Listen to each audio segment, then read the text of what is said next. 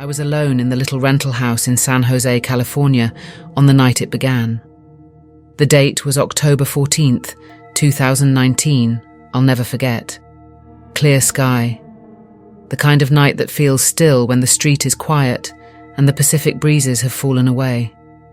I had just moved here for a new job, leaving behind friends, setting up my little space in a neighborhood of modest 2-story homes near Willow Glen.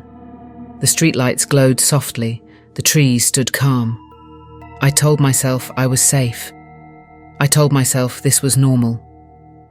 I pulled in after a late shift at the tech firm, and the house was dark, silent. My roommate was away visiting her family, so I was truly on my own. I flicked on the kitchen light, made myself tea, then settled on the couch to watch the news. Around 11:45 p.m, a distant sound came, an almost normal sound. Knock. 30 seconds later, knock. 3 quick taps, then silence. I stiffened. I paused the TV.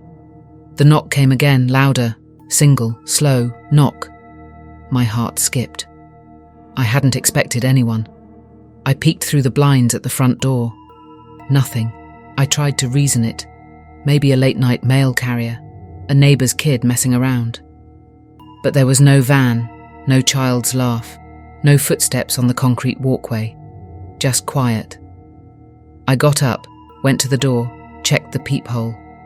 2 small silhouettes. Children, I thought, though hard to tell how old. They stood at the edge of my porch light's glow. I held my breath. The shape advanced, stepped into the light. Pale skin. Clothes too clean, too plain, old-fashioned. Maybe just neat, but wrong. And then I saw the eyes. Black. Entirely black. No whites. No iris. Just pitch-black orbs staring directly at me through the peephole. I almost recoiled. I slammed the peephole cover shut, took a few steps back. My teacup rattled on the coffee table. My rational mind fought to explain it. 2 kids on the porch at midnight. No family around driveway lit up. I turned on the front hall light and moved to the door, hand trembling on the knob. "Who are you?" I didn't say it out loud. I only pulled the curtains closed and locked the deadbolt. Heart racing, I called 911. The dispatcher said they would send someone. But when I looked outside 10 minutes later, the figures were gone. Gone. No footprints, no bike, no sign of retreat. My car was parked under the driveway light, the house door locked. My phone buzzed, then died. Battery full an hour ago. I spent the rest of the night on the couch, light on, blanket pulled tight. In the morning, the sun looked too bright. I told a co-worker. She dismissed it. Kids playing. Probably some prank. But I knew. I had felt something else. That week I slept fitfully. On Wednesday, around 2 a.m, I woke to the sound of scratching at the kitchen window.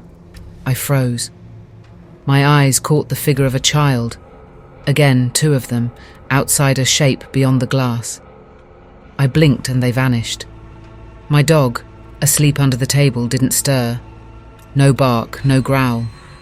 The silence screamed. I shut off the light, pressed myself flat against the couch cushions, held the house phone by my ear. Nothing more happened that night. On Thursday evening I received a call. Someone delivering a mattress to my neighbour's house 2 doors down asked if I was home. I said yes. He dropped off the large package in the driveway and drove off. 5 minutes later, I heard thumps in the attic above me. Slow, heavy. I raced upstairs, flashlight in hand, heart pounding, and checked the attic crawl space door. It was closed. I didn't open it. I flipped the switch and the attic light came on. Bare bulb, dusty rafters. Nothing moved, but I heard unmistakably a soft murmur behind the drywall. 2 voices whispering, flat, monotone. "Let us in. We just want to come in." I couldn't place the language. It wasn't distinctly English, but I caught inside and please. I fled down the stairs. When I reached the living room, the front door was wide open. Wide. I'd locked it. My breath roared in my ears. I locked it again, wedged a chair under the handle. I didn't sleep. Friday night, I loaded my backpack with keys, wallet, phone charger. I texted a friend to come over. I waited in the car outside the house. After 30 minutes, I drove to her place and stayed there until dawn. The next morning, I picked up motel keys. I moved out immediately. Later, I learned that on that same street, 10 months earlier, a man had reported late-night knocks at his door, small children asking to come inside. I found a neighbour willing to talk. An older woman, long-time resident, said she once saw a pair of children standing at her window at midnight. She locked the door, and the next morning found muddy footprints leading to her porch but no children visible. I asked for police records. The local station said there were no charges, just suspicious persons reports. I never looked back.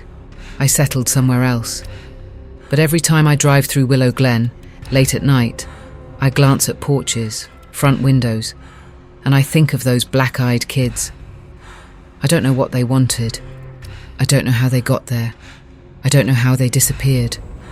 I only know my pulse, then the freeze, then the look in those eyes. And once they ask, "Can we come in?" you feel the answer in your bones before you find the words.